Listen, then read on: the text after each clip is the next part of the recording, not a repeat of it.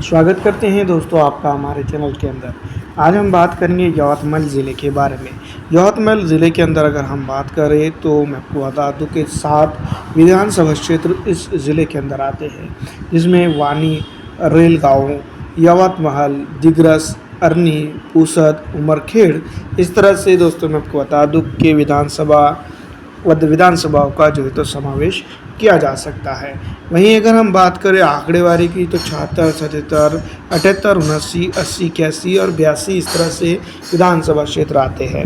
वहीं अगर हम बात करें रिजर्वेशन की तो 2 विधानसभा क्षेत्र एसटी कैटेगरी के लिए और 1 विधानसभा क्षेत्र एससी कैटेगरी के लिए रिजर्व है, जिसमें से उमरखेड़ एससी, अरनी और रेलगांव एसटी कैटेगरी के लिए रिजर्व आते हैं। यानी कि शेड्यूल ट्राइब यहाँ पर से चुनाव लड़कर ही जीतकर विधानसभा के अंदर जाएगी। बाकी रह गई बात वानी, यवतमाल की, दिग्रस और पुसद की, तो यहाँ पर ओपन कैटेगरी के दोस्तों मैं आपको बता दूं कि ये विधानसभा क्षेत्र आते हैं। वानी विधानसभा क्षेत्र के ऊपर अगर हम बात करें तो दोस्तों मैं आपको बता दूं कि पिछड़ा, दलित, आरक्षित और मुसलमान ये एक बहुत बड़ा कंपोनेंट है, जिसके चलते जतवानी विधानसभा क्षेत्र के ऊपर कोई भी प्रत्याशी जीत और हार अपनी तय कर सकता है। लेकिन पिछली दफ़ा तुष्टिकरण की राजनीति सर चढ़ के बोली और वहीं मैं आपको बता दूं कि मुस्लिम वोटरों को एक तरह से बाहर का निशास्ता करना पड़ा। और जो तो मैं आपको बता दूं कि उस वक्त के कांग्रेस गठबंधन को ज़्यादा से ज़्यादा वोट देने के बावजूद भी वानी के अंदर दोस्तों मैं बता दूं कि कई एक चीज़ों को लेकर जो है तो विवाद रहा है। डेवलपमेंट और कई अन्य चीज़ों के ऊपर वानी विधानसभा के ऊपर हम जो है तो बात कर सकते हैं। लेकिन जहाँ पर अगर मेन चीज़ जिसको हम कह सकते हैं डेवलपमेंट के बारे में, तो काफ़ी कम चीज़ें देखने को मिलती है या फिर डेवलपमेंट नहीं हुआ है, ऐसा हम इसके ऊपर जो तो ज़रूर कह सकते हैं। पिछड़ा, दलित, आरक्षित और अन्य तबकात को मिला दिया जाए तो इस विधानसभा क्षेत्र के ऊपर जिस तरह से डेवलपमेंट होना चाहिए था उस तरह का डेवलपमेंट नहीं हुआ है। पिछड़ा, आरक्षित और कई अन्य वर्गों को वानी विधानसभा क्षेत्र के अंदर जो इंसाफ मिलना चाहिए था वो नहीं मिला है। यवतमाल डिस्ट्रिक्ट की अगर हम बात करें तो मुस्लिम, पिछड़ा, आरक्षित और कई अन्य वर्गों का जो तो एक बड़ा कंपोनेंट इस विधानसभा क्षेत्र के अंदर आता है, लेकिन विकास के नाम पर इन लोगों के लिए कुछ भी नहीं मिला है।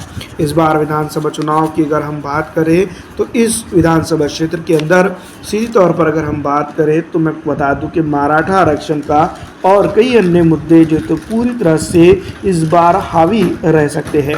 पिछड़ा, दलित, आरक्षित और अन्य को अगर मिला दिया जाए तो इस विधानसभा क्षेत्र के ऊपर काफ़ी कुछ चीज़ों को लेकर बातें की जा सकती है। इस बार देखना ये होगा कि वानी में कौन किसके साथ रहता है।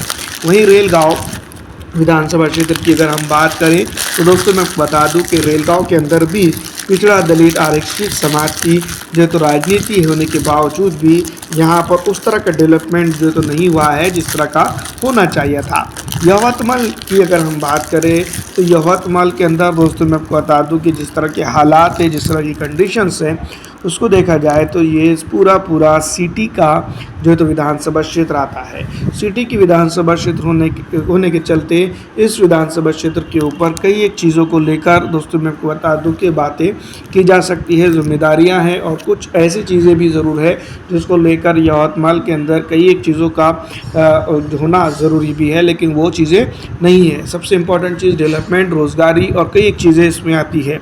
दिग्रस विधानसभा क्षेत्र के अंदर अगर हम बात करें तो पिछली दफ़ा काफ़ी अच्छा जो तो मुकाबला देखने को मिला था। इस बार भी कुछ ऐसी ही उम्मीद यहाँ पर की जनता लगाते हुए दिखा रही है। लेकिन देखना ये होगा कि इस विधानसभा क्षेत्र के अंदर यानी कि यवतमाल के अंदर किस तरह की कंडीशन होती है, किस तरह से दोस्तों मैं बता दूं कि जनता जनार्दन यह तो काम करती है। पिछड़ा, आरक्षित और अन्य समाज को अगर इस विधानसभा क्षेत्र के ऊपर मिला दिया जाता है तो कई एक चीज़ों निकल कर सामने आती है। फिलहाल दोस्तों मैं आपको बता दूं कि दिग्रस विधानसभा क्षेत्र के ऊपर डेवलपमेंट को लेकर कई चीज़ें की जाने की कोशिश की गई है, लेकिन जिस तरह से डेवलपमेंट होना चाहिए था उस तरह का डेवलपमेंट इस विधानसभा क्षेत्र के ऊपर नहीं हुआ है, जिसके चलते कई एक चीज़ों को लेकर यहाँ पर जनता के अंदर नाराज़गी और असमंजस और कई अन्य चीज़ें देखने को मिल रही है। अरनी विधानसभा क्षेत्र दोस्तों मैं आपको बता दूं कि शेड्यूल ट्राइब के लिए ये रिजर्व विधानसभा है।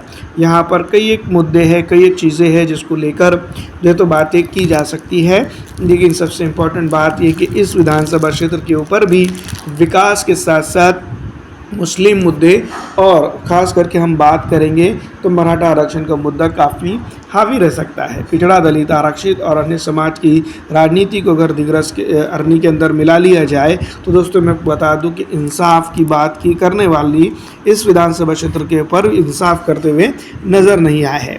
अगली विधानसभा क्षेत्र इसी इलाके की आती है जो सबसे इम्पॉर्टेंट रहती है, वो है पुसद विधानसभा क्षेत्र। पुसद के अंदर अगर हम बात करें तो दोस्तों मैं आपको बता दूं कि मुस्लिम, पिछड़ा, दलित, आरक्षित और कई जो है तो चीज़ें इसके अंदर देखने को मिलती है, लेकिन जहाँ पर सब चीज़ों के साथ, सब लोगों के साथ भेदभाव और विकास, ये चीज़ें एक साथ नज़र नहीं आती हैं। पिछड़ा, दलित, आरक्षित समाज की अगर हम बात करें तो इस इलाके में यानी कि पुसद के अंदर अगर हम बात करें तो कुछ चीज़ें ऐसी ज़रूर है जिसको लेकर जो तो मैं आपको बता दूं कि जनता की नाराज़गी है।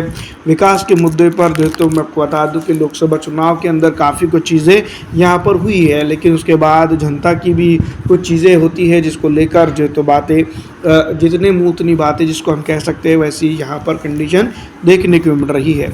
अगली विधानसभा क्षेत्र दोस्तों मैं आपको बता दूं कि उमरखेड़ विधानसभा क्षेत्र आती है। एससी कैटेगरी के लिए रिजर्व है। ये एक बेहतरीन मिसाल है जहाँ पर दोस्तों मैं आपको बता दूं कि आबादी के लिहाज से और दोस्तों मैं आपको बता दूं कि वोटिंग परसेंटेज के भी लिहाज से तो एक जमात बहुत ज़्यादा तादाद में मौजूद है, लेकिन मजबूरन उनको एससी कैटेगरी के में जो है तो यहाँ पर वोटिंग करना पड़ रही है। दोस्तों अगर इस तरह के जो तो चीज़ें यहाँ पर जिसको हम कह सकते हैं बनी है पुसद क्या बोलेंगे इसको उमरखेड़ के अंदर, उसको अगर देख लिया जाए तो यहाँ पर कुछ चीज़ें खुलकर सामने आ सकती हैं। यहाँ पर अगर ये सीट को अगर रिजर्वेशन नहीं दिया जाता तो यहाँ पर से बेशक दोस्तों मैं बता दूं कि थोड़ी अच्छी खासी मेहनत अगर मुस्लिम जो तो नेता यहाँ पर कर लेते तो इस विधानसभा क्षेत्र के ऊपर से कोई एक मुस्लिम विधानसभा जो तो प्रत्याशी चुनाव जीत कर आ सकता था। वहीं अगर हम बात करें तो फिलहाल दोस्तों मैं बता दूं कि ये भी एक ऐसी बेहतरीन मिसाल है जिसके अंदर जो है तो मैं आपको बता दूं कि परसेंटेज किसी और का है और काम किसी और को करने को मिल रहा है। दूसरी तरफ मैं आपको बता दूं कि दोस्तों यावतमल डिस्ट्रिक्ट के ऊपर अगर हम बात करें तो ये एक तरह से देखा जाए तो अनडेवलप्ड ज़िला जो है तो समझा जा सकता है। जिस तरह से मराठवाड़ा के अंदर कई एक ज़िले हैं जो डेवलपिंग या फिर डेवलप है, या दोस्तों मैं बता दूं कि जो तो पुणे रीजन के अंदर आता है, खानदेश रीजन के अंदर कई आते हैं, तो यवतमाल जो तो विदर्भा के अंदर एक बड़ा ज़िला ज़रूर है, लेकिन दोस्तों मैं बता दूं कि उतना अच्छा डेवलपमेंट यहाँ पर नहीं है, जिसके चलते जो तो कुछ चीज़ें यहाँ पर नहीं हुई है। दूसरी तरफ अगर हम बात करें तो एजुकेशन, बेरोज़गारी और कई अन्य चीज़ों को लेकर जो तो उसके ऊपर जनता परेशान है, त्राहिम करते हुए नज़र आती है। देखना ये होगा कि इस बार विधानसभा चुनाव के अंदर जनता किसको अपना जो तो राही यहाँ पर चुनती है। पिछड़ा, दलित, आरक्षित समाज की राजनीति यहाँ पर भी सर चढ़कर बोल रही है। इस बार कौन आगे रहेगा और कौन पीछे देखना होगा। फिलहाल इस वीडियो में इतना ही दोस्तों।